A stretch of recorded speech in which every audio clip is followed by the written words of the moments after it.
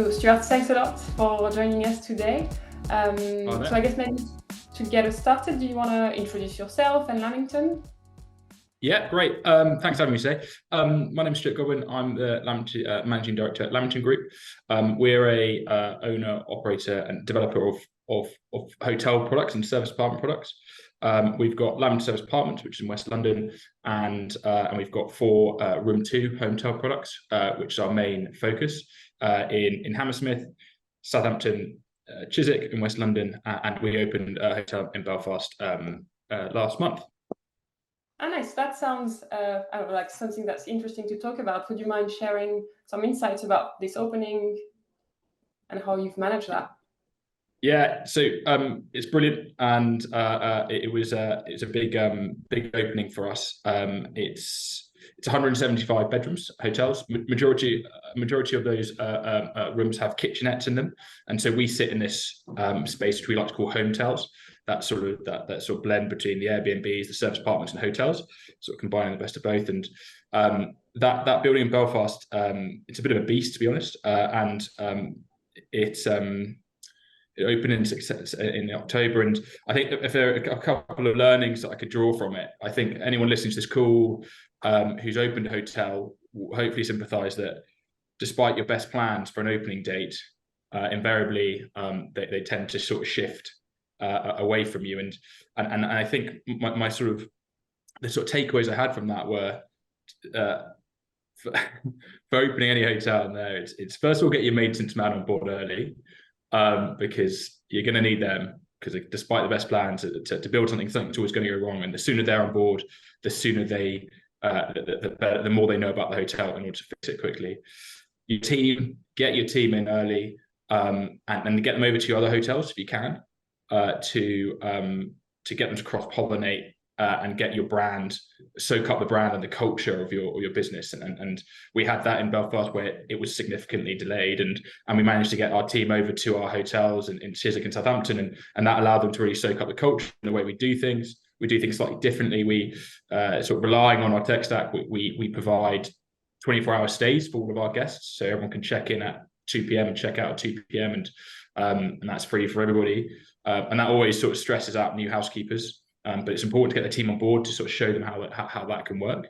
And the final thing about that opening there was just remaining flexible, because again, despite the best plans, our team had to dig out and clean rooms, despite that not really being in their job description. So, but no, that was a really exciting opening for us. Yeah, no, and I guess, as you say, right, some of these can be very challenging, but I guess opening a new hotel, there is also like a super interesting opportunity to review the tech stack that you have for this opening in Belfast. Is there any like new tech that you're excited to start working with? Yeah, so before in the planning stage, when leading up to open Belfast, we sort of recognised that it was going to really increase our key count, and as a result of that, we're not just going to double our team in the reservations team to handle that, right? So we then look to what integrations we can use to then sort of team multipliers, as I sort of say, so we looked specifically at integrating High Jiffy, and that was a really good thing for the team, and we started that back in April, and that's had some really good impacts, and that was all there to take away routine questions away from our reservations team, and how can you maybe just briefly explain what High Jiffy is, and sort of how does that work to take away the workload? Yeah, so High Jiffy's got sort of 2 aspects, right? So it's the chatbot that sits in the face of your website, and it's there to just answer quick questions that any guest might have. The second part is an in-house tool which guests can use to then just WhatsApp you. But specifically, the real advantage for us was that chatbot that sits in the face of the website, because it can then take away those routine questions. Some of the stats that have come out of it have been, and because that's been so successful, we then implemented it across all our other sites. It's had over sort of 1,900 conversations, and only 12.5% of those conversations ended up with, "Can I speak to a member of staff?" And so what that meant is that it saved. You can't really work it out in time, but if you look at conversations, it's huge. It's had a massive impact. It's got like an 88% satisfaction rating. It's driven 15K of direct business, which has been booked through the chatbot. And this is all without any of our staff getting involved, right? So that's brilliant, and it's been involved in over 100K of general bookings, assisting that along the way. So it's a super tool, and it's enabled us to really increase our key count, but without having to double the resource in order to manage that. Oh, that's great to hear. And I think something else we've been very curious about Lamington is that you're certified as a B Corp. So can you maybe explain what that means and share some insights about the process to achieve this that you've gone through? Yeah. So we're really proud of this. This was hot off the press last week that it sort of came through that we become B Corp. But for those who aren't aware what B Corp is a movement that's sort of come out of the US, where companies were looking for better ways to do business and to accredit that and to create a framework for that. All businesses that are not for profit are the opposite, right? They're there to generate profits. And B Corp it's a certification which you go through to align your business with a framework that puts purpose, positive social and environmental purpose alongside profits. And that's it took us about 18 months to go about doing that. It's a third-party accreditation.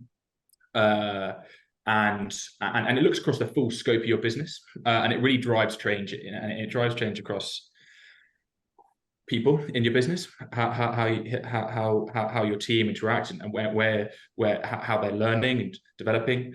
Your supply chain, where's all your goods coming from? Are you working with big multinationals, or are you working with local community suppliers? Environmental aspects. What are you doing to engage and work and better your environmental practices? So it hits across all these different areas, as well as sort of making legal changes to your company framework. So we made legal changes to say we're not just here for shareholder profit, we're here for the betterment of social and environmental purpose, which is really cool. And we now join this incredible community of businesses that are changing the way they do business, and putting not just profit first, which is really exciting. And I'm curious, how do you see, or do you already see a reaction from your guests? So I think it's very early. You said this is just happening, right? Or... Yeah, I think so sustainability is at the heart of what we do here at the Lamington Group, and that's been something we've been really driving for the last 5 years. We've got a roadmap to net zero by 2030, but that focuses specifically on carbon and greenhouse gases. But you don't just tackle that, right? We're tackling that because that's the main impact of climate change. But of course, around that, you do all these other elements, right? And so the way we design our hotels and customers, it really aligns to customers, and B Corp's just a third-party accreditation for that. And we'd all like to mark our own homework, right? But in today's world, greenwashing is a real thing, and it's really important that you've got third parties accrediting and saying, what, these guys are walking the talk. And yeah, like customers that you and I were, we are all those corporate customers, we are all those customers, and I think we all want to make the right choices, and I think we want to make choices which are sort of easy ones. And yeah, I can't directly say because we become B Corp last week that we've seen a massive uptake in profit or in customer bookings, but I think it's something which will come, and I think particularly when you've got two hotels side by side, and again they're a great product and we're our product. I think if you can make it easy for customers to align their their choices and their money behind a company which is doing good for the planet and for social good, I think that will follow. Yeah, absolutely. I think now we'll move on to reflecting on 2023 and our list of questions for today. So first one is, did you make any prediction for 2023 that came true? This is a good question, and I've got to be honest, I didn't sit down in 2022 and say these are my predictions, but on sort of thinking this question, I sort of reflected about how we built Chiswick, how we built Belfast building and how we designed that, and what we were sort of I guess, predicting for that. And we really focus on the community-centered design, and it's been picked up on in some of the other talks. We really made that building as community focused as we could. So we really engaged with local designers, artists, makers, musicians along the journey, right? So that then, I guess I'd say that's come true, right? Because what we've seen really successfully there is that the building is really being so well ingratiated into the city that people, so the locals are sort of taking the hotel on as their own, so to speak, and that bar and that lobby space is now full of not just our guests. Claudia mentioned it; it's full of the locals, because I've sort of lost count about how many artists are actually involved in that project. But in the rooms we've got bespoke pottery, handmade pottery from a local Northern artist. The bedside lamps are made by Northern artists. The curtains have come from a Northern Ireland recycled fishing nets. The linen has come from Belfast Linen, and these are all family businesses that all want to then come and see their work, right? And then you've got the artists who want to go come and show their mates. We've opened a dedicated concession space, which is just to champion Northern Ireland artists, and again, people can come through there and show their friends, and so that sort of social, that sort of prediction and commitment to the social aspect is, so far, I think, has really sort of come true, and that's something which will continue to. That's not going to go away, right? That's forever, right? People want experiences now, right? And so I think that element, I could say, sort of come true. Oh, that's great to hear. And I guess, was there anything that you expect to happen that actually did not happen? Yeah, I guess I'd expected, and perhaps would have liked, the interest rates and the base rates to have not gone as high as they did. And I expect perhaps them to fall. I mean, inflation perhaps I expected to have fallen sooner, and that's had far-reaching consequences, and through the way that we will have to operate now, and our drive towards trying to find efficiencies. But I think that macroeconomic piece has to really sort of shaken this year. Mm-hmm. And was there another sort of big surprise? Oh, sorry. That's why I'm just going to close the window in case the kids coming home from school. Was there another big surprise for you this year? Or what would you say? Off guard. Yeah, I think the other one was, like, I think beginning of the year we all spoke about AI being like super exciting about the way that was going to come through, and I think we probably haven't seen that in as sort of a bigger way as we possibly could. And I think we've seen it in how we've implemented High Jiffy and maybe Duetto, but I think there's more to come through there, I think, in that AI space, in how it's going to have impact through our industry, as I say. Yeah, I think we've talked, I don't know, I think every guest today has been mentioning AI and its impact, and we have more coming on. Definitely, so we have a session with Microsoft later today, which will be very insightful on that topic. And now I guess we'll shift the focus to next year, 2024. And very curious to hear more about what's in store for you, what you're betting on for the new year to come. Yeah, so we're going to be looking the new year. We're going to be looking at our brand and customer journey through that, and we're going to sort of be really investing in this because it's a challenging world out there at the moment, and as I said earlier, we want to be able to give our customers a compelling reason to want to book with us. So we're really going to be doubling down on what our brand and user experience looks like. One of the things we're going to look at in there is designing and implementing our booking engine to tailor the approach that our customers can take to booking with us. We're sort of quite excited about that, as well as some other things which will sort of come through in the new year. But really investing and looking at how our brand positioning. Can you? I guess I'm curious what you're saying about the booking engine. Do you have like examples in mind of how to tailor that experience, or things you and the team are working on?